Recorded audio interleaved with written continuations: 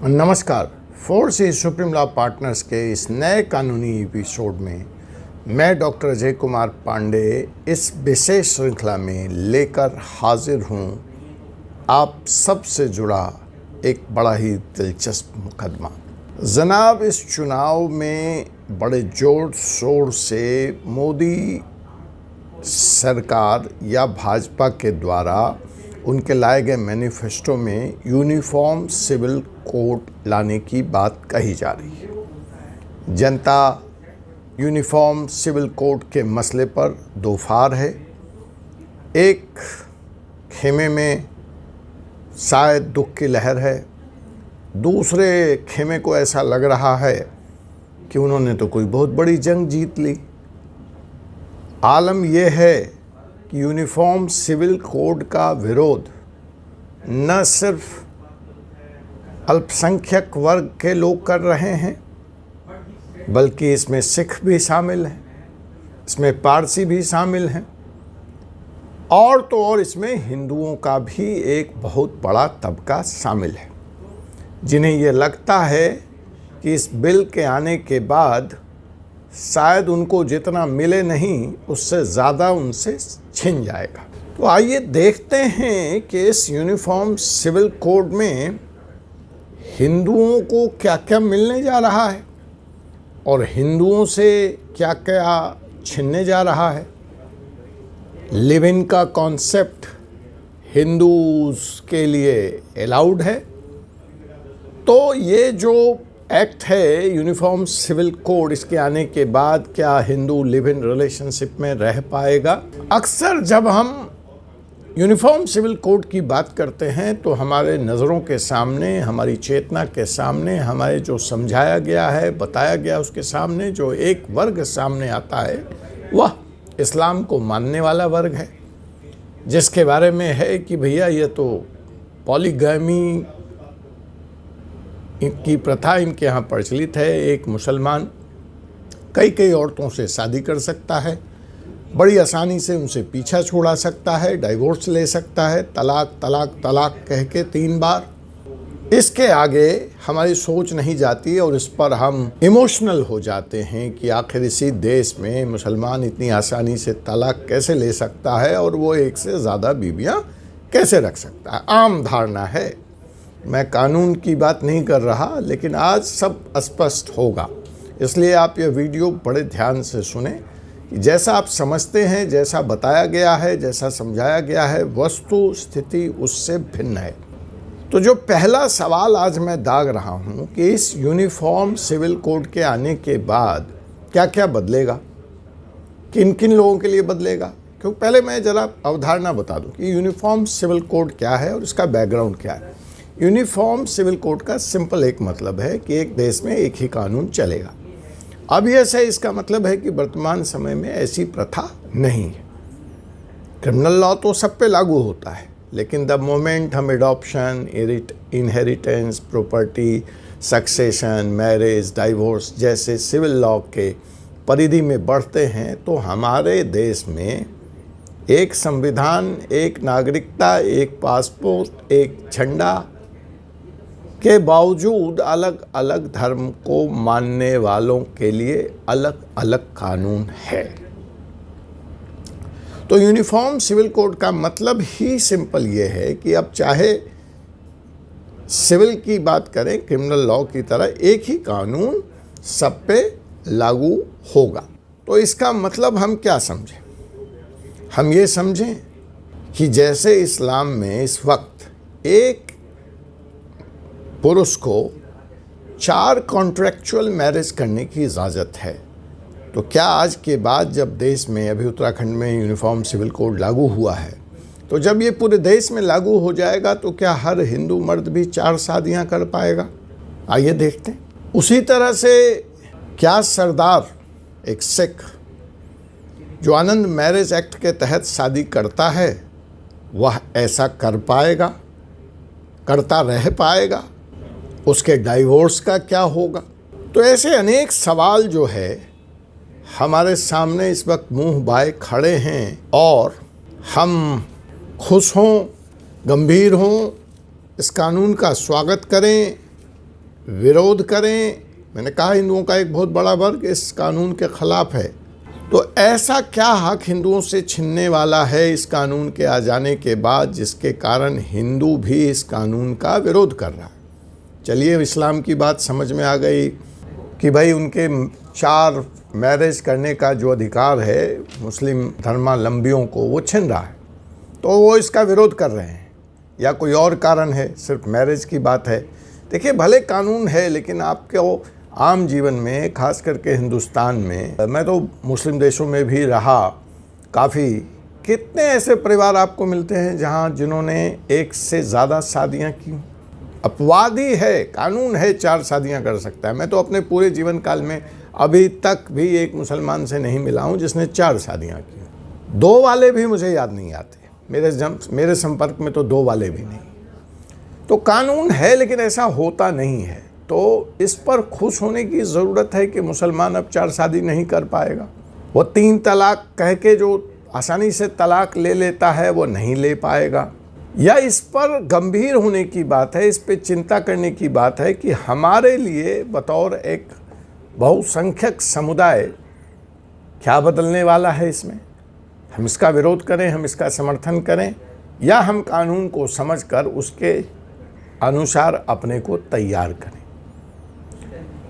तो पहली बात जो है, जो मैंने कही कि उसका मैं जवाब दे दूं, जहाँ तक मेरी समझ है और जहाँ तक मेरी जानकारी है, वो यह है, मुसलमानों का तो 4 शादियों वाला कानून जाने वाला है, उनका ये अधिकार जाने वाला है।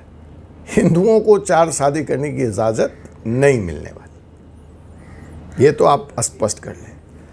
अब सवाल ये उठता है कि आपको 4 शादी की इजाज़त मिल नहीं रही, तो आप गंवाने वाले क्या हैं? तो मैं आपको बता दूं, आपका सबसे बड़ा जो नुकसान इस कानून के बाद होगा वह इन्वेस्टमेंट का, शेयर का, म्यूचुअल फंड का और टैक्स बेनिफिट का। आप में से शायद बहुत लोगों को नहीं मालूम हो, लेकिन हिंदुओं के बीच में लाखों के तादाद में ऐसे परिवार हैं जो वर्तमान समय में जो स्पेशल प्रिविलेज हिंदुओं को दिया गया है टैक्स लॉ में, उससे वंचित होने वाले हैं। यह सुविधा और किसी धर्मावलंबियों को नहीं है, मुसलमान, क्रिश्चियन, पारसी, यह सुविधा सिर्फ हिंदुओं को है और उससे आप जाने वाले हैं। और ये कोई छोटा मोटा वर्ग नहीं है, ये बहुत बड़ा, लाखों लोग प्रभावित होने वाले हैं और पूरा के पूरा बैंकिंग टू फाइनेंस स्ट्रक्चर इस यूनिफॉर्म सिविल कोड के बाद बदलने वाला है। मेरी बात ताकीद कर लें, गांठ बांध लें, याद रखें। अब आप कहेंगे वकील साहब ये कौन सा मसला है, हमें तो पता ही नहीं गया, हमें तो पता ही नहीं है। तो सीधे तौर पर जो आपका पहला नुकसान होने वाला है वो 2.5 लाख रुपए के टैक्स का नुकसान होने वाला है। हमारे टैक्स लॉ में हिंदू अनडिवाइडेड फैमिली एक सेपरेट एंटिटी मानी गई है और इस सेपरेट एंटिटी का सेपरेट पैन कार्ड नंबर होता है जो आपके और हमसे भिन्न होता है। ये जो HUF है, हिंदू अनडिवाइडेड फैमिली, ये अपना अलग से टैक्स रिटर्न भरती है, अलग से इंश्योरेंस प्रीमियम देती है, ये अपना अलग से शेयर मार्केट, म्यूचुअल फंड में डिविडेंड से पैसे कमाती है, किराए से पैसे कमाती है।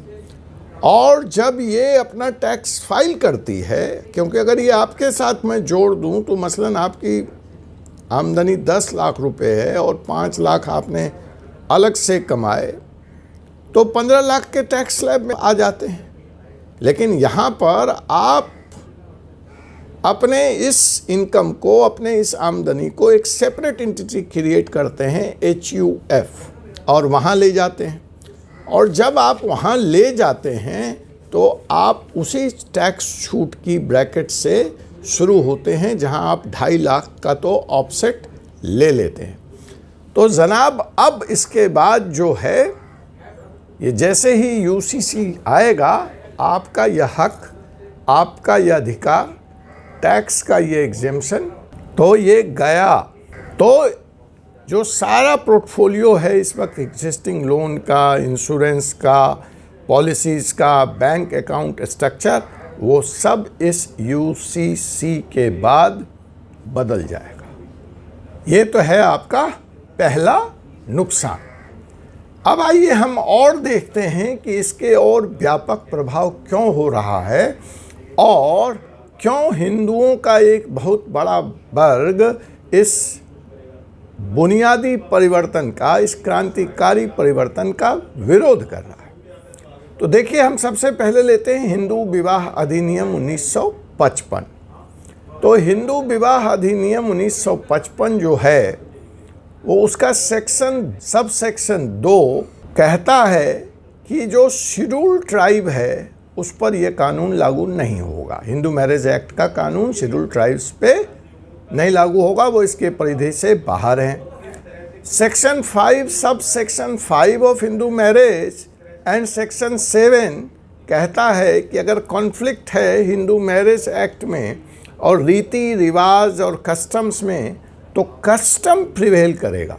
मतलब ये रिलेटेड है आदिवासी समुदाय से झारखंड, इसलिए झारखंड का एक बहुत बड़ा आदिवासी समुदाय उड़ीसा का इसका विरोध कर रहा है और कोर्ट में वह इसके विरोध में पिटीशन भी लेकर आया है। तो ये जो कॉन्फ्लिक्ट है कि अगर हिंदू मैरिज एक्ट और उनके रीति रिवाज और कस्टम्स, और वो बड़े अलग अलग कस्टम्स हैं, उसमें अगर कॉन्फ्लिक्ट होगा तो custom will prevail over the law. तो आपकी यह जो विशेष अवस्था है यह सिर्फ हिंदुओं को है, ठीक है।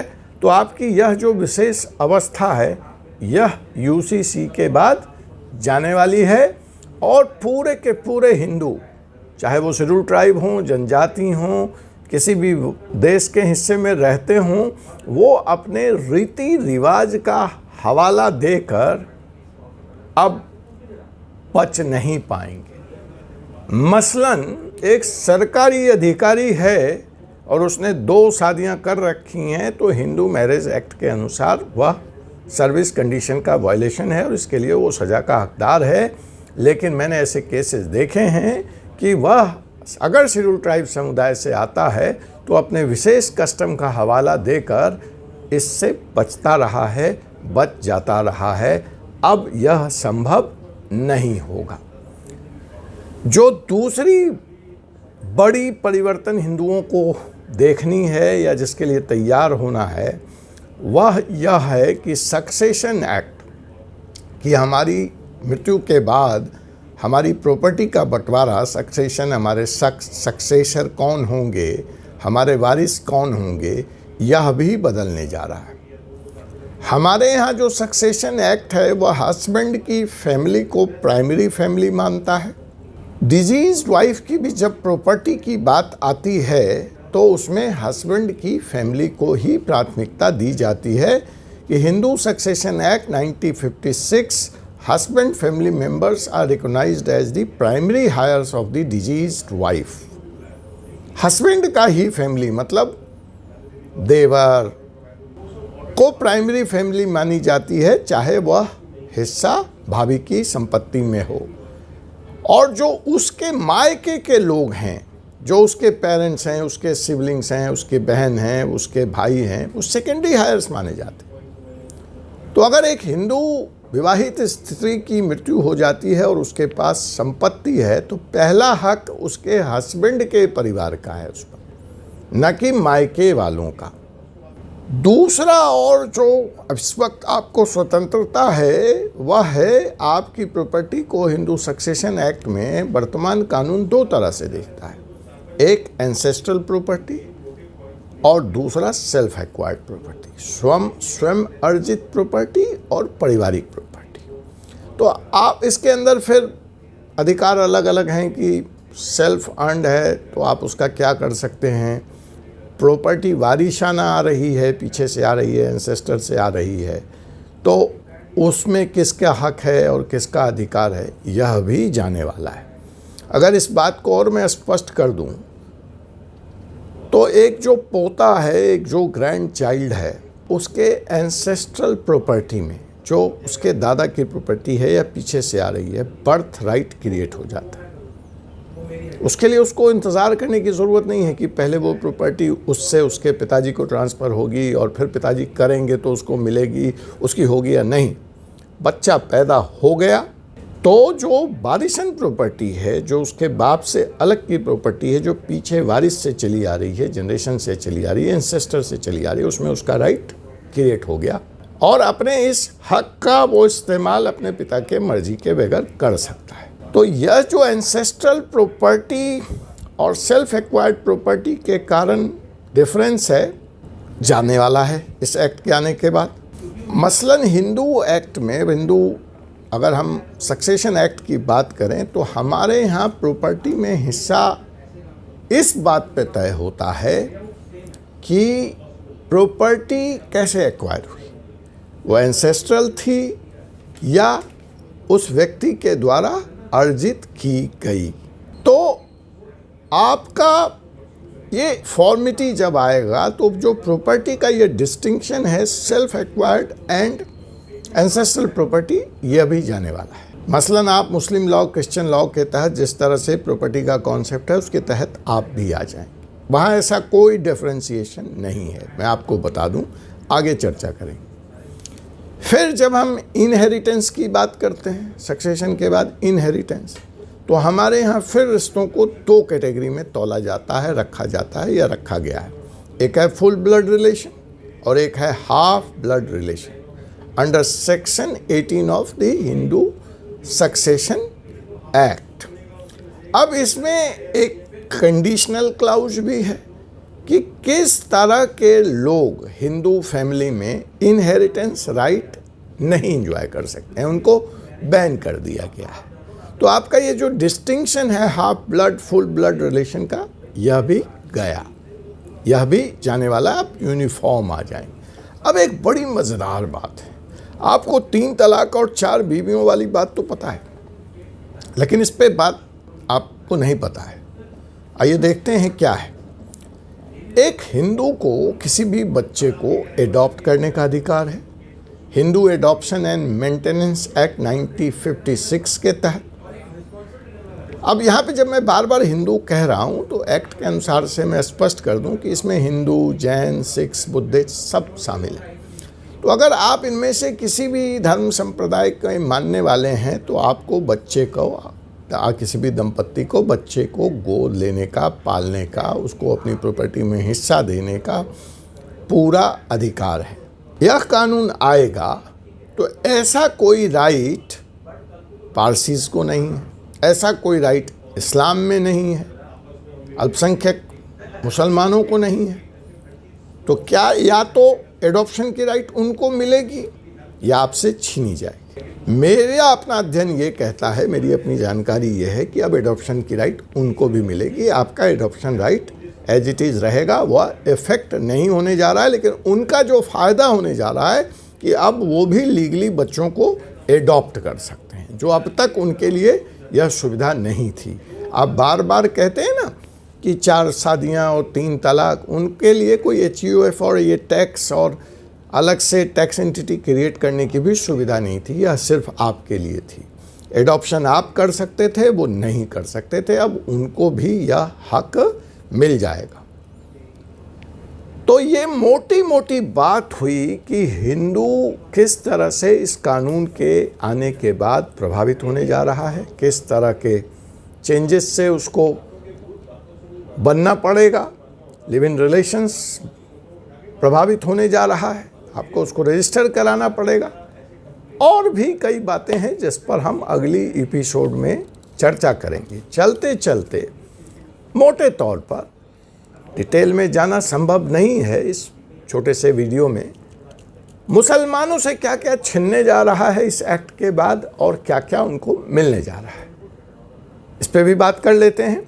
तो देखिए, वर्तमान में जो मुसलमान है वो शरीयत एप्लीकेशन एक्ट 1937 से रूल होता है और उसका मैरिज, डाइवोर्स, मेंटेनेंस, ये सब के सब इसी लॉ के तहत आता है और वह उसको पॉलीगैमी मतलब एक से ज़्यादा शादी करने की इजाज़त है, उसके तलाक का प्रोसेस आसान है। अब उसका यह हक यूनिफॉर्मिटी में आने से चला जाएगा, वो पॉलीगमी नहीं कर पाएगा और वह भी एक यूनिफॉर्म डाइवोर्स लॉ के तहत डाइवोर्स ले सकता है, डाइवोर्स दे सकता है। जब मैं कह रहा हूँ कि डाइवोर्स ले सकता है और दे सकता है तो इसका मतलब समझिए, मुसलमान मर्द तो 4 शादियाँ कर सकता है, उसको यह अधिकार है शरीयत के इस कानून के तहत, लेकिन औरतों को यह स्वतंत्रता नहीं थी।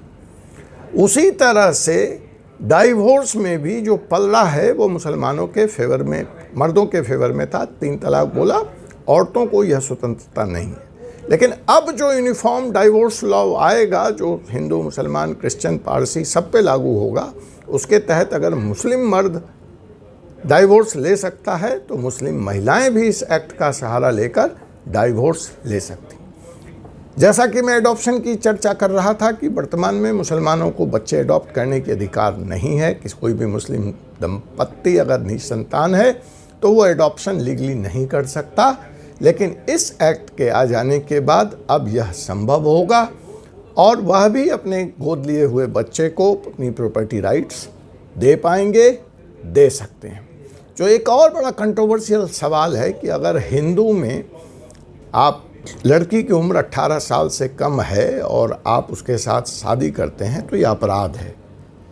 ये पॉस्को का कानून आपके ऊपर लागू हो जाता है, चाइल्ड मैरिज एक्ट आपके ऊपर लागू हो जाता है। लेकिन मुसलमानों में यह छूट है कि लड़की अगर प्यूबर्टी के एज से गुजर गई, जो सामान्यतः 16 माना गया है, मतलब वह रजस्वला हो गई, तो एज माइनस हो जाता है और एक मुस्लिम मर्द इस कम उम्र की लड़की से शादी कर सकता है, कानूनी वैध है। अब यह चला जाएगा और चाहे हिंदू हो, मुसलमान हो, क्रिश्चियन हो, वह जो 18 साल की एज है या जो भी कोई नई एज आती है वह सब पे लागू होगा और मुसलमानों को भी इसको मानना पड़ेगा। पॉलीगामी का राइट जो है अभी वर्तमान में 4 पत्नियां रखने का, वह चला जाएगा। डाइवोर्स और सेपरेशन आसानी से हो सकेगा और यह अधिकार मुसलमान मर्दों के साथ साथ अब मुस्लिम बहनों के पास भी होगा। अब क्रिश्चियंस को चलते चलते छू लेते हैं तो देखिए, क्रिश्चियन में भी ना डाइवोर्स का कोई कॉन्सेप्ट नहीं। उनके यहाँ मैरिज एक सैक्रामेंट है, संस्कार है। मुसलमानों में शादी कॉन्ट्रैक्ट है, तो इसलिए वो कहते हैं कॉन्ट्रैक्ट बिजनेस की तरह हो सकता है, ख़त्म हो सकता है। क्रिश्चियन कहते हैं शादी संस्कार है, ये ख़त्म नहीं किया जा सकता, ये डिसॉल्व नहीं किया जा सकता। जो हिंदू मैरिज एक्ट है वो दोनों का मिक्स है, संस्कार भी मानते हैं, कॉन्ट्रैक्ट भी मानते हैं। तो ये जो 3 तरह के डिस्टिंक्शन हैं, sacrament, contract and a mixture of sacrament and contract, ये भी चला जाएगा। अब सेम मैरिज लॉ होगा और सेम डाइवोर्स होगा। वर्तमान में कैथोलिक लॉ के तहत बिल्कुल डाइवोर्स संभव नहीं है, लेकिन अब इस यूनिफॉर्म सिविल कोड के आ जाने के बाद क्रिश्चियन बहन भाइयों के लिए भी डाइवोर्स का वही रास्ता खुलेगा जो दूसरे धर्म के मानने वाले लोगों के लिए होगा। उसी तरह से अगर मैं क्रिश्चियन में सक्सेशन की बात करूं तो जो सक्सेशन एक्ट है 1925 का क्रिश्चियंस के लिए, उसमें जो बच्चा है अगर वो डिजीज्ड हो जाता है, मतलब आपका बेटा, आपकी बेटी, उसकी मृत्यु हो जाती है, तो उसकी संपत्ति में माता को कोई अधिकार नहीं। वर्तमान में हिंदू में ऐसा नहीं है। Mother is one shareholder in the property of the deceased son और डिजीज सन। तो यहाँ पर जो किड्स की प्रॉपर्टी है, डिजीज किड्स की प्रॉपर्टी है, उसमें माता को कोई हक और अधिकार नहीं मिलता है। ये सारा के सारी प्रॉपर्टी वापस पिता के पास आ जाती है क्रिश्चियन सक्सेशन एक्ट में। तो यह भी चला जाएगा। अब माता को भी पूरा अधिकार होगा उस प्रॉपर्टी में। और उसी तरह से जब मैं बात कर रहा हूँ सिख की, तो सिख्स के जो मैरिज हैं वो आनंद मैरिज एक्ट 1909 के तहत रूल होते हैं, इसी के तहत रजिस्टर्ड होते हैं और इस लॉ में डाइवोर्स का कोई प्रावधान नहीं है। सिख्स में भी एक बार हो गई तो हो गई, लेकिन वर्तमान समय में अगर सिख्स आप कहेंगे फिर वो डाइवोर्स कैसे लेते हैं, तो वो हिंदू मैरिज एक्ट के तहत, because they are considered Hindu, वहाँ आके लेते हैं। तो वह यूनिफॉर्मिटी जो आनंद मैरिज एक्ट उनको डाइवोर्स नहीं लेने की इजाज़त देता है वो आ जाएगी। वो भी एक धरातल पर कर लिया जाएगा। पारसी का और बड़ा कठिन और अपना अलग सिस्टम है, और that is being ruled up by Parsis marriage and divorce act 1936। और अगर एक पारसी महिला अपने धर्म के बाहर शादी कर लेती है तो उसके अपने सारे रिलीजियस एंड कस्टमरी राइट्स निकल जाते हैं, और पारसी धर्म में customs over rules the law, और वहाँ भी कोई लॉ नहीं है एडॉप्शन का। तो अब इसके बाद पारसी लोग भी बच्चे गोद ले पाएंगे, उनकी संख्या लगातार घट रही है, उनको प्रॉपर्टी राइट्स दे पाएंगे। यह दूसरा बड़ा परिवर्तन होगा। उसी तरह से उनका इनहेरिटेंस लॉ भी चेंज हो जाएगा। अभी क्या है कि जैसा मैंने बताया कि जैसे ही एक पारसी महिला आउटसाइड द रिलीजन अगर शादी कर लेती है तो उसके जो बच्चे होते हैं उसको they have no inheritance right in the property of the deceased Parsi intestate. अगर महिला ने शादी कर लिया धर्म से बाहर तो उसके जो बच्चे हुए तो महिला के पिता या जो एंसेस्ट्रल प्रॉपर्टी में है उस प्रॉपर्टी में इन बच्चों का कोई अधिकार नहीं होता है। तो यूसीसी को यह समझना कि यह किसी के हक में है, किसी के खिलाफ में है, गलत है। एक यूनिफॉर्मिटी लाने का प्रयास सरकार कर रही है। जहां सरकार को लगता है कि यह गलत प्रथा है उसको वापस हटा रही है और सबको एक ही तरीके से इक्वलिटी से देखने का, एक ही चश्मे से देखने का प्रयास कर रही है। मुझे ऐसा लगता है कि यह एक स्वागत योग्य कदम है। हम इसको नफ़ा और नुकसान के तराजू में न देखें कि अगर हम हिंदू हैं तो हम क्या खो रहे हैं और अगर हम मुसलमान हैं तो हम क्या पा रहे हैं। सम्यक दृष्टि से इस कानून को देखा जाना चाहिए और इसका स्वागत करना चाहिए। और अगर कोई जेन्युइन कंसर्न है तो यह कानून को आने से पहले हमको अपनी बात सरकार तक पहुंचानी चाहिए, कोर्ट के माध्यम में पिटीशन लगानी चाहिए। और भी बहुत कुछ इस देश में बदलने वाला है जब जुलाई से आपकी नई एविडेंस एक्ट, नया आपका सीआरपीसी और नया आपका सिविल एक्ट आने वाला है। तो उस पर भी कभी हम चर्चा करेंगे कि जब ये 3 नए एक्ट भारतीय नागरिक संहिता 1 जुलाई से लागू होंगे तो आपको क्या मिलेगा और आप क्या खोएंगे या कैसे पुराने कानून से बेहतर है। आपसे पुनः मुलाकात होगी एक ऐसे विषय के साथ एक अगले एपिसोड में। तब तक मुझे एडवोकेट डॉक्टर अजय कुमार पांडे को अनुमति दीजिए। जय हिंद, जय भारत।